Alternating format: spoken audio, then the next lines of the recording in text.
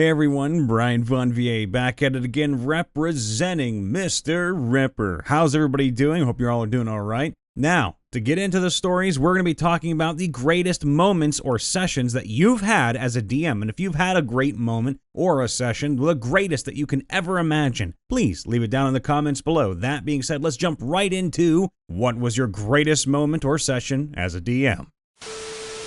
My greatest DM session started off as a one-shot I had planned for two friends.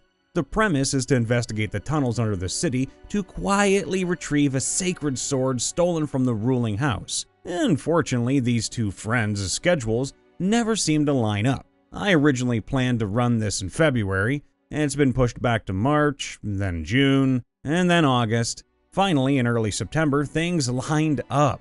I ended up having to run separate sessions for the two players first, but then they were actually able to have a session together. Woohoo! For the first session, the player was playing an honorable, lawful good paladin named Gareth Duval. Loyal to the ruling house, he was polite to everybody, even those who were disrespectful to him, such as the shady figure Konstantinos. He's a character I have plans for in the future, but wanted to introduce him here. He also met a mysterious female rogue named Isabel who was hiding a woman in her room whom she claimed was her half-sister.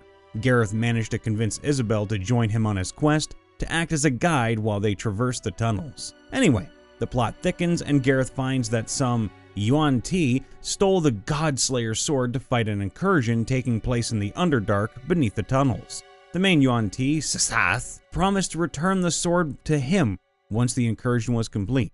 Gareth went down to investigate the incursion and was met by a hideous, sickly green-gray elf, which he killed. Turns out, there was a Githyanki incursion that drove the Yuan Ti to the surface, and Gareth went back to ask for backup. My other friend was able to play his half of the session shortly afterwards. Enter the chaotic asshole rogue, Bryek. Wait a minute. He went down and critted Eaglefang, the Aarakocra packing crates for a shipping company, cutting off a wing and later smashing his head against a magically locked door, hoping it would open it. It didn't. He found a young scholar working on college research who had a cat with him, which Bryek used multiple times to check for traps and dangers. He met Konstantinos and quickly started flirting with his honest, bustiest woman follower, killed Sasath by releasing rabid dogs at him, then feigned sorrow for Sasath's unfortunate death when he met his beautiful Yuan Ti wife.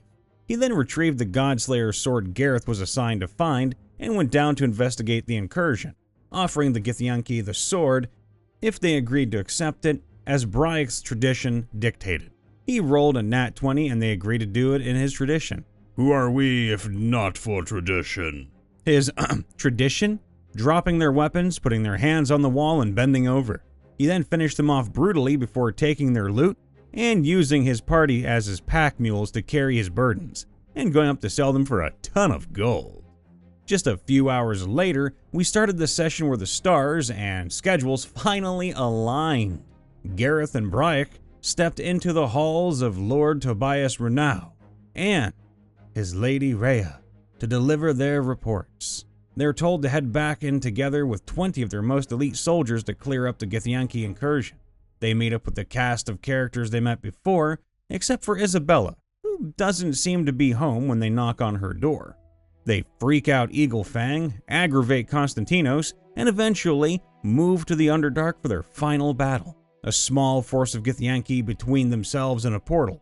Bryek took a hidden path around with 5 soldiers, while Gareth took the remaining 15 and charged straight into the enemy forces. Gareth did extremely well, losing 5 of the 15 soldiers while routing the enemy. Bryek lost 3 of his 5 soldiers who fell into the abyss while he rolled another nat 20 to pirouette all the way across to the portal, where the remaining 2 soldiers were finished off by the Githyanki general after they finished off his 2 aides. Gareth rushed to Bryek's aid, and together they stabbed the general, Gareth burying his sword into the invader's chest, while Bryek sank his daggers into his back. Gareth dragged the general's corpse to the portal and shoved it through along with a message. "Don't come back!" Together, they managed to cut through the frame holding the portal in place and cause the portal to fizzle out. The remaining Githyanki surrendered. Gareth cuffed them to be delivered to the Lord and questioned about their plans.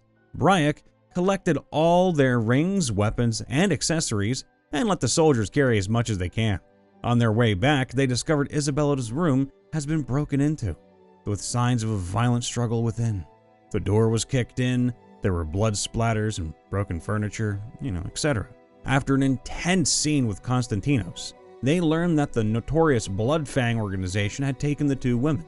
They reported their findings to Lord Tobias Renault, after which they went to question the leader of the city's chapter of the Bloodfang. After some back and forth, the leader finally gave up the information about where the girls were taken, and Gareth went alone when Bryac decided to enlist into the Bloodfang and get their marks seared into the back of his hand.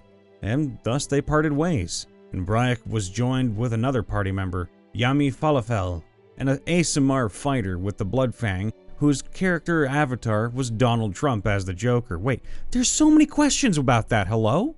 Their quest included magical nukes, slavers, double and triple crosses, a threesome, fighting in an organized hand-to-hand fighting tournament, and last but probably not least, a blood ritual to please Shade, the goddess of war, deception, and ambition.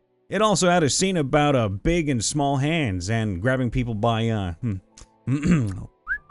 Next time on D&D Z, Bryac and Yami Falafel are infiltrating the embassy of the Creedon, a race of technologically advanced beings that have ascended to godhood through the use of science and technology. This will definitely not end well. Stay tuned for the next episode of D&D Z. This happened on my last session, running a heavily modified version of Baldur's Gate Descent into Avernus. Still, spoiler alert, just in case, spoiler for Baldur's Gate Descent into Avernus. Okay, we're good? Great. The party consists of a Minotaur Beast Barbarian, a Human Thief Rogue, a Human Moon Druid, and an ASMR Watcher Paladin, a Human Eldritch Knight, Fighter, and my DMPC, Human Devotion Paladin. The party also has their Hollyphant companion. Can someone in the comments below tell me what a Hollyphant is? Thank you. The party is level 6 and in the graveyard area of El Turl in Avernus. They were tasked to find Older Ravenguard, who was heading to the graveyard, to figure out how to deal with the undead in town, as well as to look for the helm of Torm's Sight. The party allied with the local priest who is undead, called Gideon Lightbringer. For now, the party heads to the ossuary below the chapel because demons keep coming from that place.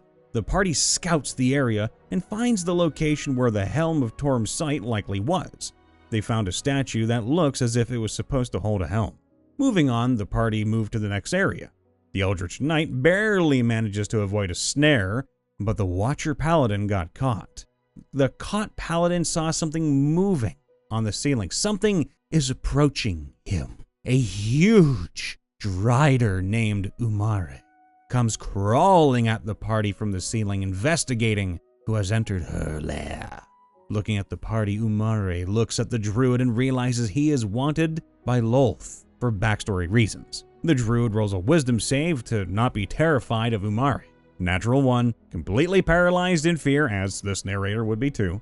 After a slight bit of roleplay and introduction, the fight begins. Umare shoots a web at the party. To everyone's surprise, most of the web disappears. The Hollyphant has a globe of invulnerability active at all times, which the party can use to shield themselves. Umare quickly retreats and starts preparing spells to buff herself. As a bit of perspective, Umare is a level 14 Shadow Sorcerer with 200 hit points, an AC of 17, and 2 legendary actions. I planned for her to disrupt the party, then seize the opportunity to abduct the druid and make the escape back into the portal at the end of the dungeon. The party starts getting the ensnared paladin loose, but they really struggle with it. They manage to get him free after 2 whole turns. Some of the party members decide to go after Umare, who hid herself in a darkness spell. After Umare had cast Fire Shield and Mirror Image, she cast a Synaptic Static at the party members who stepped out of the Hollyphant's globe. The rogue failed his saving throw and got a massive debuff from the impact. Now that the paladin was loose and the party formatted themselves to be all within the globe, Umare used Shadow Step and used her stealth to sneak up to the party from behind to cast Thunderstep back into the darkness. This way, the party realizes that when a spell is cast within the globe, it isn't prevented. The Eldritch Knight manages to throw his daggers in the darkness and thinks he hit with both daggers. The Druid casts Daylight to dispel the darkness. The party realizes that there are now 2 of her. 2 mirror image clones got hit by the daggers. And she has a blue globe around her. Fire Shield Chill. The Barbarian, who has Spider Climb, runs up to her and starts clawing away at her, which resulted in him taking very hard cold damage from the shield. The DMPC casts Command on Umare to force her to jump, which succeeded. Umare is now prone on the ground and has taken falling damage. The party does significant damage to her. Eventually, she casts Thunderstep to escape. After a bit more fighting, the party is pretty worn out. Many potions have been consumed, and Umare is about half her hit points. She prepares to cast her big blowout spell, which is Chain Lightning, that she also empowers with meta magic. Oh, that's not good. The Chain Lightning breaks through the globe of invulnerability and deals a total of 58 lightning damage. That's DC 18 dexterity save for half. The rogue and fighter roll a natural 20 on their saves, so I made them survive with 1 hit point. The Devotion Paladin manages to survive the hit, and the rest were downed. She then starts to pick up the Druid and bite him in the neck to inject a paralyzing venom and proceed to wrap him in a cocoon. Immediately, the Paladin uses her last spell slot to bring the other Paladin up.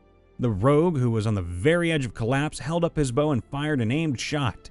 Natural 20. About 40 damage in total. The Eldritch Knight gave a swing at Umare, but got knocked down again due to the shield. Umare got really upset from that strike from the Rogue and fired a cantrip at him. A DC 18 intelligence save. He rolls a 19.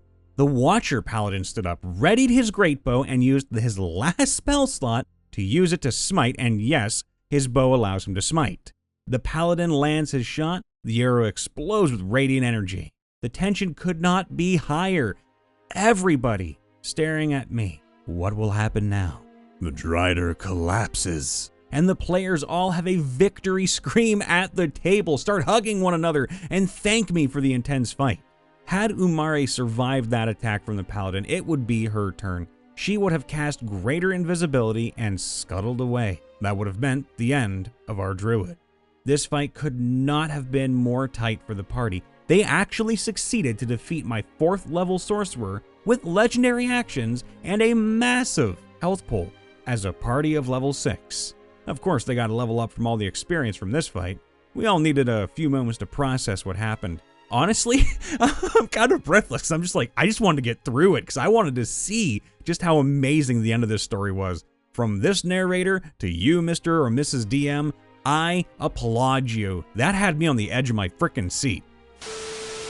Hey everybody, Brian Von VA. We're going to keep it quick and clean today. Make sure to leave a like, subscribe, to ring that bell, and to post a comment down below with your greatest moment or session as a DM. Also, make sure to come say some happy time love with me over here on Twitch, Brian Von VA at Twitch. You can find my website in the description below and find me on all my socials, as well as, you know, say hi and just like bothering me, pestering me, because I love you people. I want everyone to be happy here, and more so, as a positive message, I just want everybody to tell me in the comments, as I always ask, something that you've accomplished today. Something that you've accomplished, even if it's as minor as getting up out of bed and taking a shower. Some people can't do that too easy, and I, for one, celebrate the little victories. So I love you all, please be safe, happy, and healthy, and we'll see you next time. Bye for now.